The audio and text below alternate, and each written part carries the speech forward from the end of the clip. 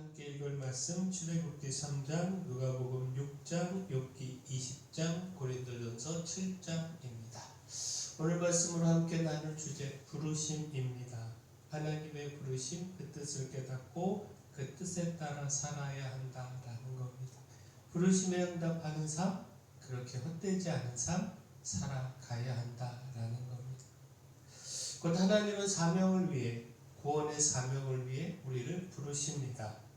출애굽기 3장을 보면 모세의 소명을 전하고 있는데, 곧 호렙산 떨기나무 불꽃 가운데 나타나신 하나님께서 애굽에서 고통받고 애굽에서 학대받고 고통 중에 있는 이스라엘 백성들을 구원하기 위하여 모세를 부르셨습니다. 모세에게 그 백성들을 구원하라 사명을 주셨습니다. 출애굽기 3장 9절 10절 말씀 보면, 이제 가라, 이스라엘 자손의 부르짖음이 내게 달하고 애굽 사람이 그들을 괴롭히는 학대도 내가 보았으니 이제 내가 너를 바로에게 보내어 너에게 내 백성 이스라엘 자손을 애굽에서 인도하여 내게 하리라. 자, 여기서 하나님은 이스라엘 백성들의 부르짖음을 듣고 계셨다는 사실을 알 수 있습니다. 애굽 사람들로 인하여 학대받는 그 고통을 다 보고 계셨습니다. 결코 백성들의 고통 모르지 않으셨다는 겁니다. 백성들의 고통을 함께 아파하셨고, 또 사랑으로 그 고통 중에 있는 백성들을 구원하고자 하셨습니다. 이를 위해 모세를 부르시고 사명을 주셨습니다. 따라서 사명을 위해 부르심을 받은 모세도 하나님과 동일한 마음, 백성들을 향한 애타는 마음을 가져야 했습니다. 하나님의 백성을 향한 애타는 마음을 갖지 않고는 그 사명을 감당할 수 없기 때문입니다. 하나님과 동일한 마음으로 백성들의 고통을 함께 아파해야 그 사명 감당할 수 있기 때문입니다. 또한 당당함을 가져야 했습니다. 모세는 내가 누구이며 내가 누구이기에 바로에게 가며 이스라엘 자손을 인도하여 됩니까? 이렇게 말하며 나약한 마음을 가졌는데, 자, 이제 가라 명령하시며 바로에게 그를 보내시는 분이 하나님이시라는 사실을 기억하고 당당한 마음을 가져야 했습니다. 자, 결국 무엇입니까? 구원의 사명을 위해 모세를 부르신 하나님은 오늘 우리도 부르고 계십니다. 우리가 그 부르심과 주시는 사명 깨달아야 하고, 또 하나님과 동일한 애타는 마음 가져야 합니다. 하나님으로부터 보내심을 받았다는 당당한 마음 가져야 합니다.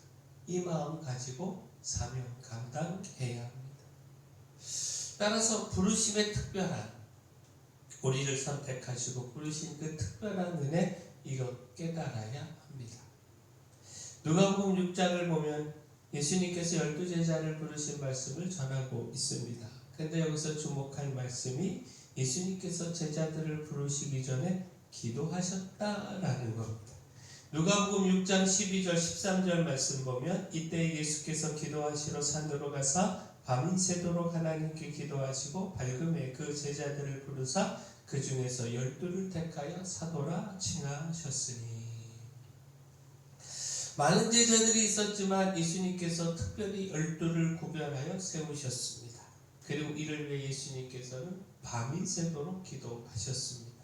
그만큼 제자들을 부르시고 또 특별히 12명의 사도를 선택하심이 너무도 중요했다라는 겁니다. 예수님의 복음의 사역에 함께하고 또 딱 끝까지 이르러 복음을 전해야 하는 이들의 사명이 너무도 중요했다라는 겁니다. 결국 무엇입니까? 이제는 예수님께서 우리를 예수님의 제자요 복음의 특별한 일꾼으로 부르고 계십니다. 우리가 그 부르심에 응답하여 사도들처럼 헌신해야 합니다.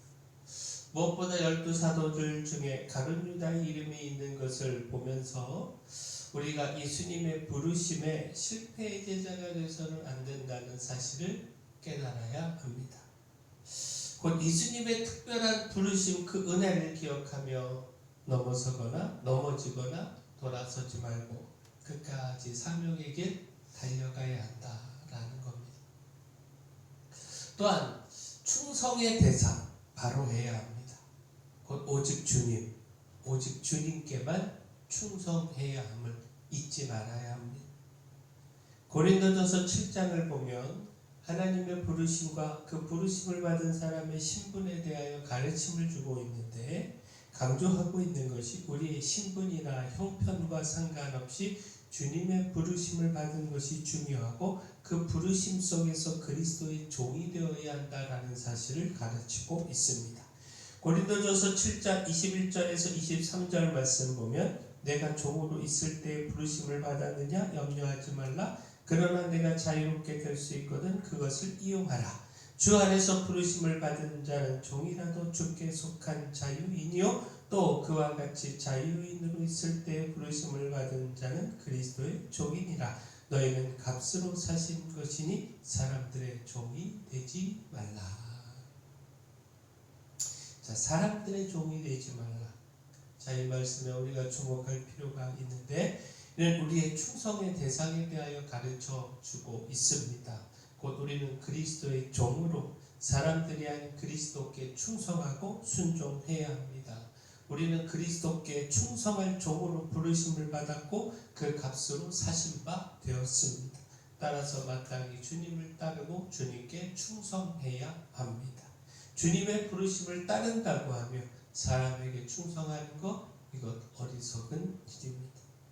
바라기는 우리가 주님의 부르심, 그 특별한 부르심을 기억하고 그 부르심에 응답하는 삶, 오직 주님께 충성하며 구원의 사명을 위한 삶 살아가기를 소원합니다. 자, 그때 기억할 것, 주님의 부르심은, 그 부르심을 따르는 삶은 헛되지 않습니다. 욥기 20장을 보면 소반의 두 번째 말인데, 그는 악인의 운명에 대하여 전하고 있습니다. 고통 중에 부르짖고 있는 욥의 아픔은 외면하고 죄 없이 고난당하고 있다는 그의 주장도 귀 기울이지 않고 오직 욥을 죄인으로 단정하며 그 심판의 결과를 전했습니다. 자, 여기서 소발이 욥을 악으로 단정하며 말하고 있는 것은 문제가 있습니다. 그러나 그가 전하는 교훈 자체만을 놓고 보면 그 교훈이 틀리지 않은데, 꼭 그는 악인의 길에 헛됨을 전했습니다. 욥기 20장 5절에서 8절까지 말씀 보면, 악인이 이긴다는 자랑도 잠시요 경건하지 못한 자의 즐거움도 잠깐이니라. 그 존귀함이 하늘에 닿고 그 머리가 구름에 미칠지라도 자기의 똥처럼 영원히 망할 것이라. 그를 본 자가 이르기를 그가 어디 있느냐 하리라. 그는 꿈같이 지나가니 다시 찾을 수 없을 것이요 밤에 보이는 환상처럼 사라지리라. 자, 악인의 승리와 기쁨은 잠깐이요 영원하지 못하며 하늘 높은 줄 모르는 교만도 결국에는 똥처럼 망하고 환상처럼 사라진다라는 것인데, 자, 이처럼 당장의 영광과 승리와 기쁨을 찾는 악인의 길은 헛되다라는 겁니다. 자, 여기서 악인의 길에 헛됨을 대하면서 하나님의 부르심을 따르는 길에 대하여 우리가 생각해 볼 수 있지 않습니까? 곧 하나님의 부르심을 따르는 삶은 헛되지 않습니다. 당장은 그 부르심의 삶에서 고난도 있고 큰 아픔도 겪을 수 있지만 결국에는 영원한 승리와 기쁨으로 이어지게 됩니다. 따라서 고난 중에도 소망으로 하나님의 부르심의 길 따라가야 합니다. 자, 구원의 사명을 위하여 주님은 우리를 특별히 부르셨습니다. 그 부르심을 따르며 주님께 충성해야 합니다. 그 부르심을 따르는 삶이 헛되지 않음을 잊지 않아야 합니다. 바라기는 우리가 이것 잊지 말고요, 주님의 부르심 날마다 응답하고 힘써 충성의 삶 살아가기를 축원합니다. 사랑의 주 하나님, 하나님과 동일한 마음, 곧 영혼들을 향한 애타는 마음과 하나님으로부터 보내심을 받았다는 당당한 마음으로 사명 감당하기를 소망합니다. 가룟 유다처럼 실패하지 않고 끝까지 주님의 부르심 안에서 사명의 삶을 살아가게 하시며 오직 주님의 종으로 주님께 충성하며 순종하는 삶을 살게 하여 주시옵소서. 교회 내 연약한 모든 분들 주님 강력한 손으로 안수하고 치료하여 주시옵소서. 저희 교회가 이 마을의 빛이요 소금으로서의 사명 잘 감당할 수 있도록 힘을 더하여 주시옵소서. 모든 것 주님께 맡기었고 예수님 이름으로 기도합니다.